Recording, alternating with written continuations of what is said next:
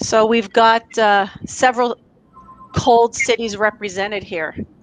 Here I am in Montreal. Snow has not yet arrived. I was just explaining to my guests that our streets here in my city were just cleared.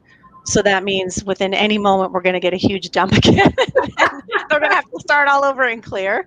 And we've got Maryland and DC in the house as well.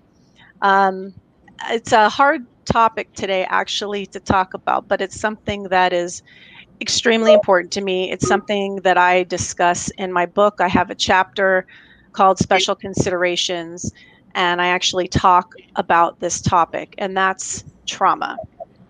And by trauma, there's all different types of trauma, and obviously the different types will impact people in different ways. So this is more about a global discussion of trauma.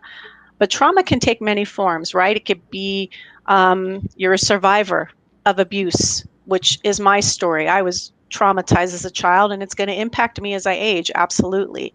You have trauma of people that are in domestic violence relationships. You have the trauma that's going on right now in Texas with this horrible, horrible natural disasters and what people are living through and how this will impact them later in their life, what they're going to hold and carry. You have human atrocities like the Holocaust, things like this, and other human atrocities. And Holocaust is just, certainly one example. You have war, and people who are living in war-torn countries as citizens, and then you have the military who are fighting and representing countries. And so trauma can impact us in a lot of ways. And when we have these traumatic experiences when you're younger or even older, they stick in our fibers. And I can speak from experience, at least for me, my trauma, my abuse is in the fiber of my body, and it comes out unexpectedly in a variety of situations. And as we age, these traumas will continue, I'm sure, to impact me and others. And then when you have multiple traumas and repeated traumas, the impact is even greater. And so as older adults are becoming more vulnerable, they're becoming more dependent on others, they're really having to increase their level of trust and openness and willingness to accept help at a time when maybe they're reliving some of the traumas that they were experiencing. And there's kind of a clash that can take place. One of the things that's happening in our healthcare world is we're not, I don't think, as well informed about trauma as we should be. And so we're not integrating a sensitive approach in our care. And so sometimes behaviors or symptoms, and I'll take, let's say, for example, neurocognitive disorders, dementia, behaviors might be looked as aggressive, when really it's not. It's protective because of something that somebody experienced when they were younger. And so today I've got a couple experts on to talk about trauma and aging. First, I want to introduce Shelley. Let me get out my little bios. So Shelley, she's the managing director of the Center on Aging and Trauma at the Jewish Federations of North America. Her work bridges a gap between the fields of aging and trauma by recognizing that our history of trauma as a risk factor for poor mental, social, emotional, and physical health. And she has her BA in sociology and also an MBA. And then we have also with us Barbara Bedney, who has her PhD in sociology, and she's also a social worker like myself. And she is the director of program planning and evaluation at the Jewish Federations of North America. And she helps the Center for Advancing Holocaust Survivor Care grantees with goal setting, evaluation, and measuring impact. And her areas of expertise include aging, family caregiving, program planning, and evaluation. Thank you, ladies, for being here. It's good to be here. Thank you. So I kind of had this long-winded and perhaps boring introduction into trauma, but I saw your heads nodding. Talk to me, maybe Shelley, you're the person to answer this, because in your work you look at the physical, mental health, and cognitive impact of trauma. Talk to me about how trauma lives in the body. I mean, for me, I said it's like in my fiber, and sometimes I have reactions to things that I don't even know were there. It just comes up out of nowhere. I'm assuming that my response is pretty typical. How does trauma really live in our body forever? Sure. Thank you, Stephanie. And our work, as you mentioned in your introduction, is really born out of working with Holocaust survivors. And our entire project, and the whole reason why we know everything that we do know, is through working with Holocaust survivors and through our Holocaust Survivor Initiative. And so what we've seen through Holocaust survivors and what we've learned from the research that's out there is that these adverse childhood experiences have there's a strong and cumulative link between these experiences and poor health later in life.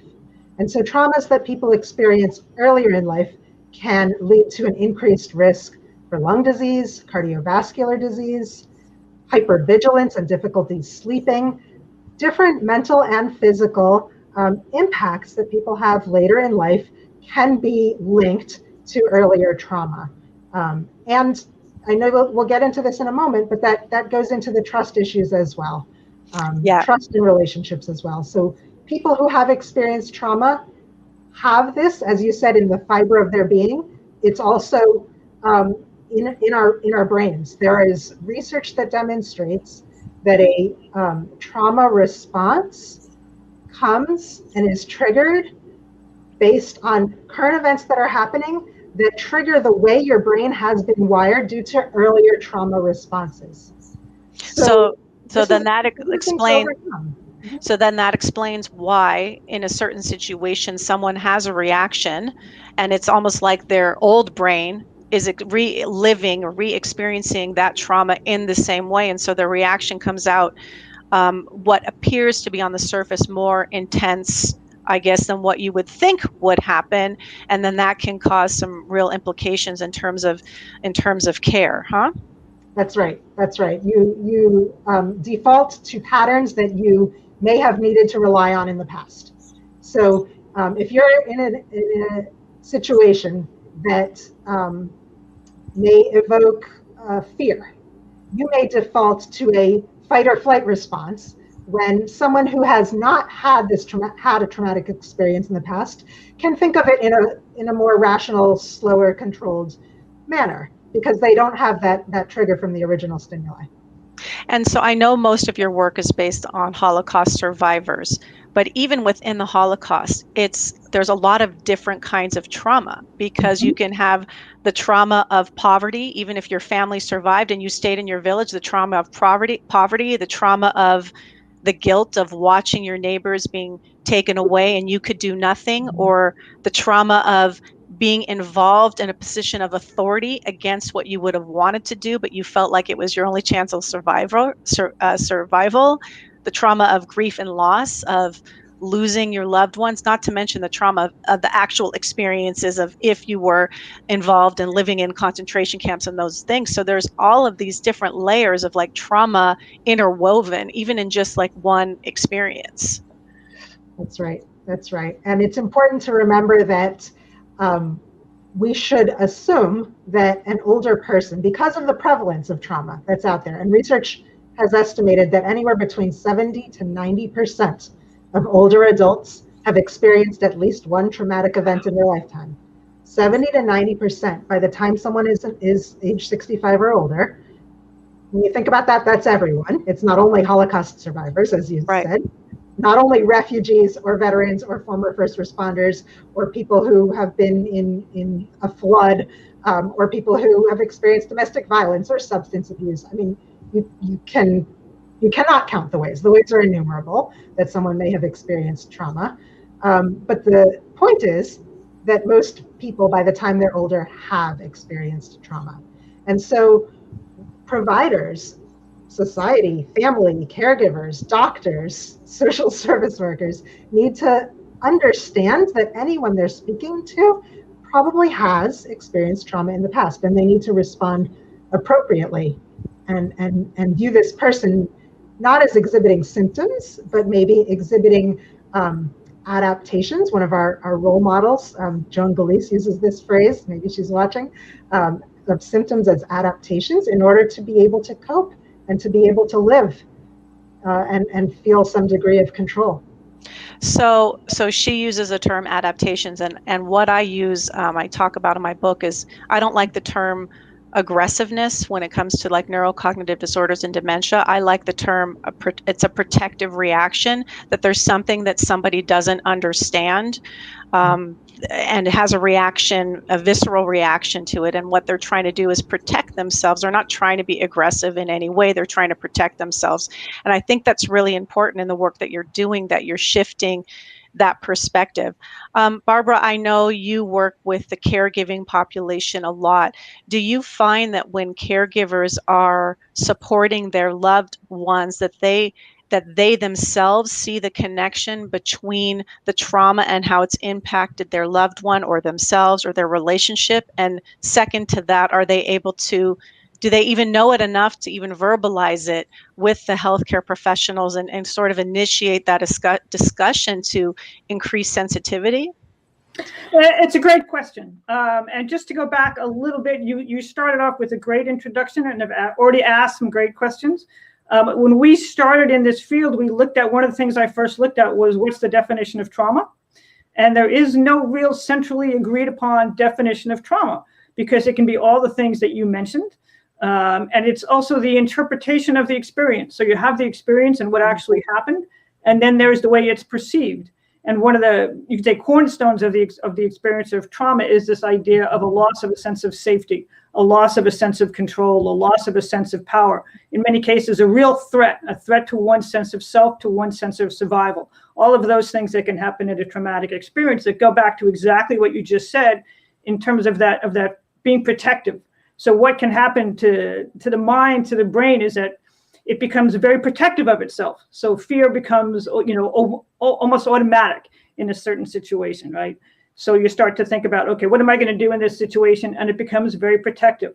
And some of those symptoms and those adaptations are really about protecting one's sense of self so that what happened again doesn't happen again, whether it's appropriate for that environment or not.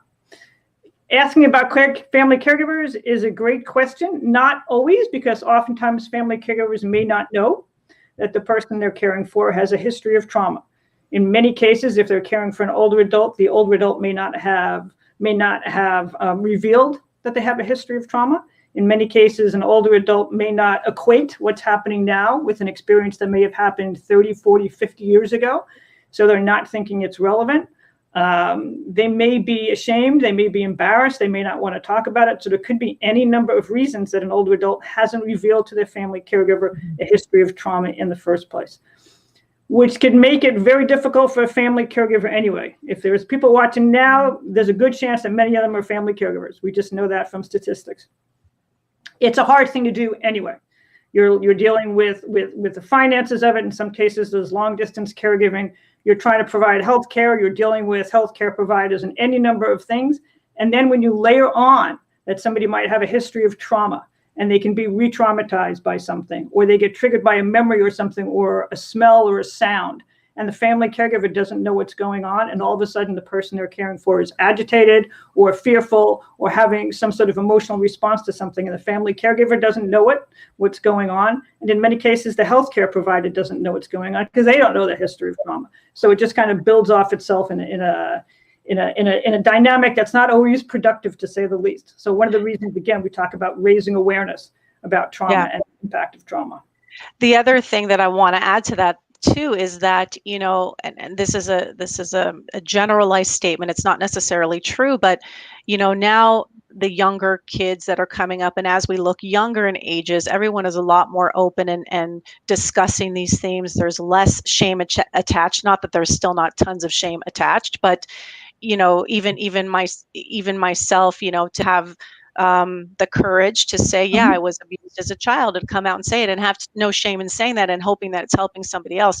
This is, my generation younger, but when we go to the older generations, it's more of this is hush hush. We're not going to talk about it. We just pretend it didn't happen. There's cultural implications as well in terms of revealing. And then as a caregiver, you also want to respect a person's privacy. So let's say in 30 years, I have dementia.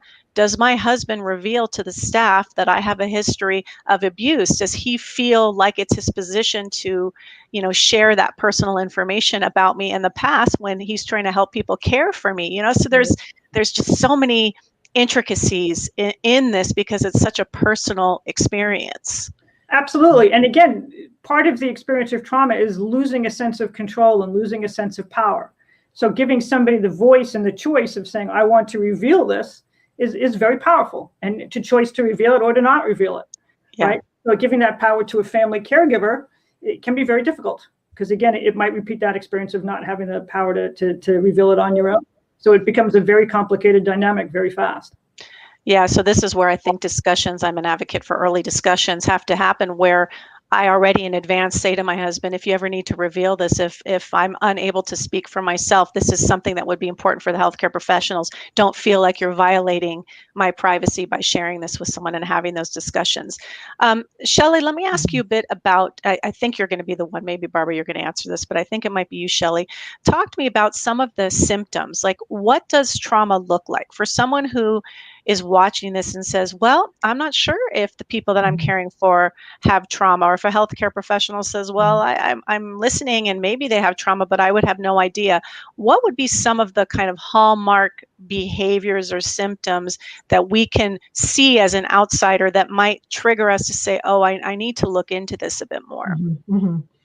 I mean, certainly anxiety could be one, although lots of people experience anxiety. I would say probably things that are not explained by other common reasons. But again, I'll go back to that point about we have to start with a universal assumption that most older people have a history of trauma. It's the universal precautions of aging and of caring for someone who's older. And I don't mean just family caregivers, I mean caring for someone. It's that assumption. When you think of that 70 to 90%, that's everyone. So probably someone does have a history of trauma. One of the frameworks that we use in the trauma-informed care world is that you don't immediately jump to what's wrong with someone and try and form, an immediate diagnosis, but rather you ask the question, what happened to you? Not what's wrong with you, what happened to you that may be causing this? I heard of an example actually in a nursing home I think this was in Chicago, this example that I heard, where there was an older gentleman who every evening at about 11 p.m., at exactly 11 p.m., he became agitated for 15 minutes, 11 p.m. to 11:15, and wouldn't talk to people, was shouting, was a different person than he was before 11 p.m. and after 11:15. And the staff said, there's got to be something here. Why is this person, why is he agitated during this 15-minute period every single day without fail? And it turns out his room had a window that faced the parking lot. And at 11 o'clock was shift change for the staff who worked there. So the headlights from their car went into his window, and he would see headlights going in and out of his room for 15 minutes every day. And it reminded him of an earlier experience that he had that was a traumatic experience. I believe he was a veteran. And as soon as the shift change ended, the headlights stopped. He was fine, but he couldn't explain it. He couldn't explain why he was acting the way he was acting. But as soon as the staff figured this out, they got him blackout curtains, problem solved. He didn't need to be medicated at 11 p.m. every day, right? Blackout curtains. And so it really takes, that's where the person-centered part of person-centered trauma-informed care comes into play. And that you really have to assume that there is trauma, and that the solution that you're looking for, you might have to get a little bit creative and not necessarily spend a lot of money, but get creative. Yeah. So I just want to comment, Karen, who's just commented that no one has ever asked her to keep anything private. They ask her to find all the help there is out there. So that's nice that she's been giving that, authority and encouragement to advocate and do whatever she can and not have to keep some information private. That's very helpful. So Shelley, you're touching on a few things. One, I love that you're saying we should never assume that someone's reaction is this or someone's symptom is because of this, and that we have to go into all of our relationships, and this should be in general in life, in almost like a curious way to help understand somebody's experiences, because the more that we understand somebody's experiences, obviously we can adapt and be flexible and care and make accommodations. So that's wonderful, because first of all, the whole thing with over-medicating seniors just drives me crazy. This person has a behavior symptom, therefore we're going to just give them a medication. It drives me absolutely bonkers, because you can do something like blackout curtains and problem solved. And I'm really glad to hear that this staff, so it exists out there, that people are going into this with an open mind and being curious and asking those questions and not making the assumptions. You gave an example right there, Shelley, of what can happen when we're not recognizing the signs and symptoms. So can you talk a bit more about that in your work, or maybe Barbara, this is better for you, I'm not sure.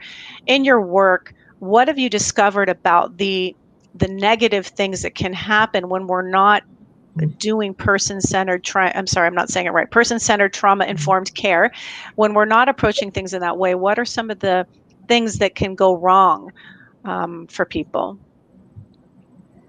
I think Shelley just gave a great example of that, but I think exactly going back to the example, it's a great example because part of that is understanding and even thinking and having the awareness to say maybe there's a trauma-related issue in the first place, right? And that's a big part of what we need to do, is raise awareness that even might be part of what's going on here. So maybe let's take a look at that for a second and see if there's something we can do that doesn't involve medication or anything along those lines. So a big part of it is just raising awareness that maybe there is a trauma-involved issue here. That example gets to exactly what can happen if there's not that recognition and an older adult is re-traumatized by somebody. And I think Shelley can give some great examples that can lead to a downward spiral, right?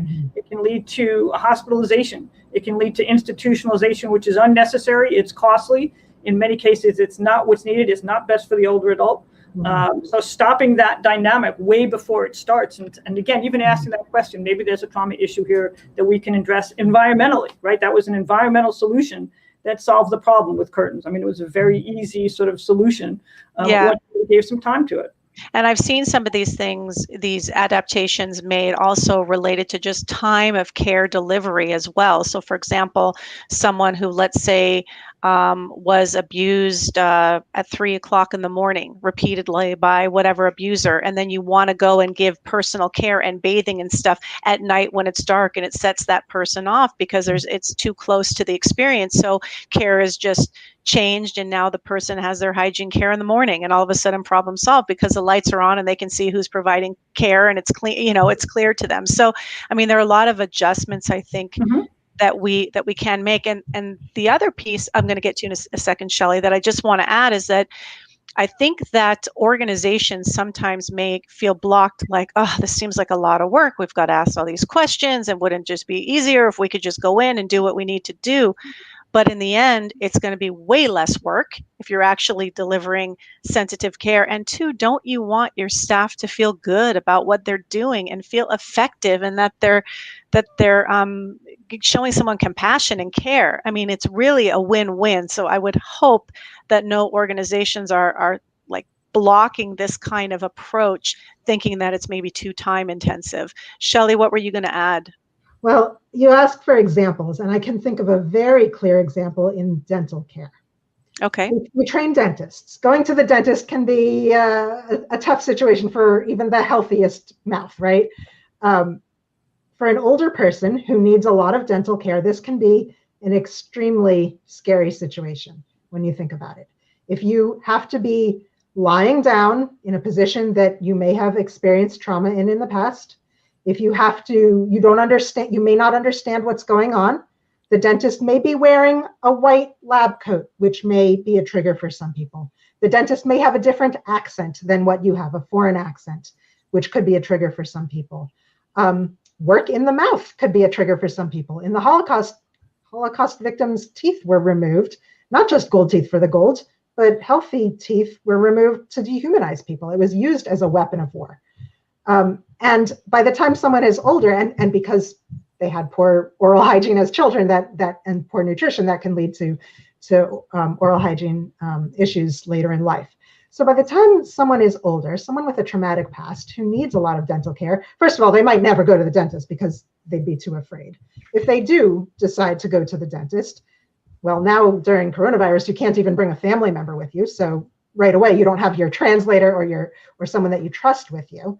And you may not actually agree to or get the treatment that you need. And then you have tooth decay, which means you cannot eat the right foods, which can lead to other nutrition problems and other health problems. And you don't feel socially confident because you don't have a good mouth and people look at you funny when you open your mouth, and so you don't see your friends, which contributes to social isolation.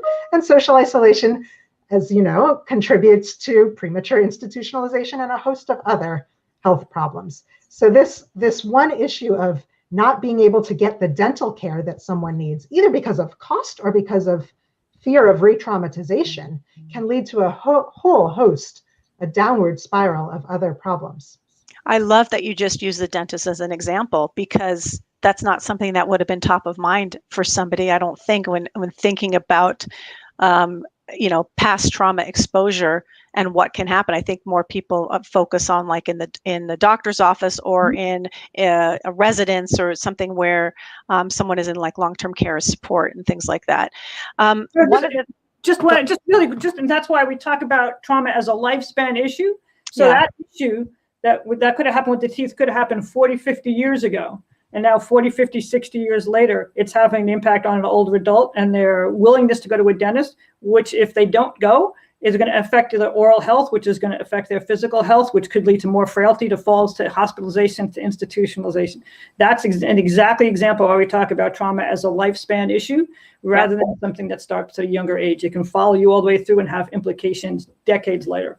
And absolutely. That's awareness. I think about that actually for young kids who are living in high crime neighborhoods, and all the family members that are living in high crime neighborhoods, what that means for them in terms of their safety, and now obviously, but just how that's going to impact them as they age and their willingness to ask for help. And anyways, this can go a lot of ways, but I mean, crimes, it's just something that popped in my head. That's something that can be traumatizing for people as well. Again, not just the Holocaust or veterans or refugee issues. Shelley, you brought up a word, trust, and it's something that I wanted to talk about. In anybody's experience, no matter what your age is, your relationships are based on trust. That's what brings you joy in life, is that ultimate connection with someone, feeling like you can trust them. And as we know, older adults are so vulnerable and they become very dependent on other people. Today, actually, now that this just popped in my mind, I was in a home today visiting with the family, and this particular client has Parkinson's. And when I was there as a social worker, but also a nurse's aide came to do some hygiene care and then left. And when the nurse's aide left, the client was shaking. So I thought, well, maybe it's part of the Parkinson's. But I said, are you nervous? You're shaking a lot. Is this part of your Parkinson's? And she said, no, I am. I'm nervous. And I said, how come? And she said, because she doesn't know how to deliver care. And it was making her very, very nervous and scared. And so it had a direct impact on her ability to accept that care. She didn't trust her. So it made her nervous. Well, if she's shaking and nervous, she's probably going to be at higher risk for falls, resisting the hygiene care that she needs, all those kinds of things. So just to say, that's an example of the trust that is so essential when we're talking about delivering care. So for people that have experienced trauma, they may have some difficulty trusting people. What is your work, either of you, your research or work showing about that importance of trust and what we can do to help people? Definitely. Survivors of trauma have a really hard time, research has shown, have a really hard time asking for help. Really hard time trusting, because the very act of asking someone for help means you are vulnerable, means you're not strong. We go back to our learning from Holocaust survivors. If you were in the Holocaust, if you were in a concentration camp and you had to go to a morning lineup, if you couldn't stand up at that lineup, you were killed instantly because you're not strong enough to work, not strong enough. So this issue of being vulnerable is so important to explore in terms of trust. And so in order to ask for help, in order to trust someone, you have to really lean into that vulnerability and admit that vulnerability. So that's why it's incredibly hard to trust. Survivors may blame themselves for either what happened, or they might fear that others will blame them for what happened, or blame themselves and thinking, well, this happened to me when I was 5 years old, when I was 10 years old. It shouldn't affect me now, so I'm going to pretend it doesn't. We see this with survivors of the Holocaust today, who all were children by definition. The Holocaust ended 76 years ago. So by definition, those who are still with us today were younger. And many of them, after the war ended, their parents or well-meaning family members would kind of sweep them under the rug, sweep their issues under the rug. Oh, they were children. They don't remember. It's not going to impact them. And they internalize that. So this issue of understanding that what happened to you is not your fault is sometimes harder, even for older people. And again, asking for help really shows that you don't have the control of your life that you would want to have. Yeah. So then your work, because what you're doing is person-centered trauma-informed care, right? Did I get that right? That's the work that you're doing, that your organization has developed this program, this educational program. Obviously, you're giving it to dentists, which was an example that you gave, and also to other healthcare professionals. So what's at the core of this program, and how are you finding people who are willing to go through this? How long does it take? Give me some details about this program. Sure. So our program is actually twofold. We fund local organizations to create their own programs, person-centered trauma-informed programs. And we also work to train and educate all aging service providers on how to deliver person-centered trauma-informed care.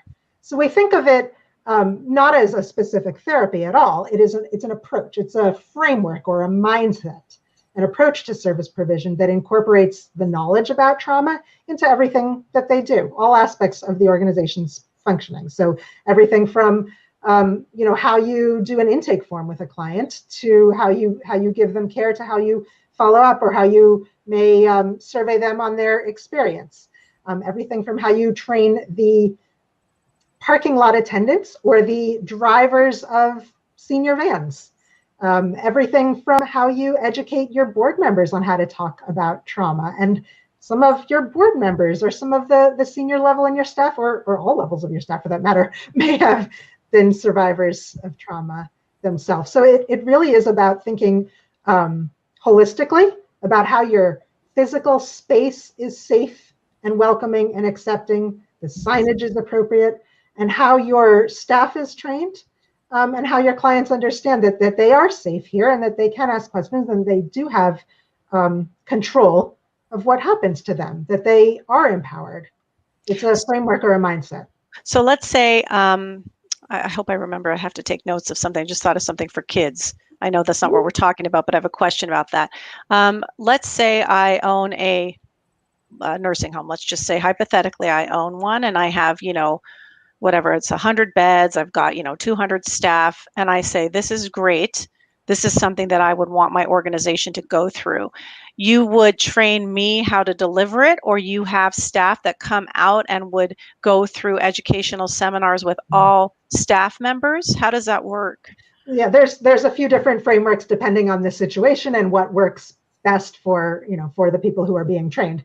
So there are several trainers in the country who do travel and train service providers. Nursing homes would be a great example on how to care for someone with a history of trauma, or how to care for everyone, because we're assuming that everyone has a history of trauma. So some are, some can be in-person training, some can be virtual, and some can get very creative. We worked with an agency actually that was based in the local DC area that brought their home care aides. They had a home care program. This is for home and community-based services. Many of their home care aides were actually refugees or immigrants from other countries that were war-torn. And they didn't look like the Holocaust survivors that they were serving. Their skin was a different color. Their accents were different. They had a completely different background. But what this agency did was they brought the heads of the home care aides and some of the home care aides to the U.S. Holocaust Museum, walked them around the exhibit, and showed them exactly what their clients had experienced. And then after this experiential history lesson, they had a debrief. And I was fortunate enough to be part of this debrief. And it was like a light bulb had just switched on in the minds of everyone who had that experience. And it wasn't a hard connection to make at all. You had aides who said, wow, I can now imagine. I saw my sister killed in front of me, and that may have happened to my client too. We can relate on a different level. And just, having that education and that opportunity to process what you learned is an important part of training in and of itself. And I recommend doing this with all service providers. There are actually Holocaust museums all around the country that service providers could go through in an organized way and process what they've learned.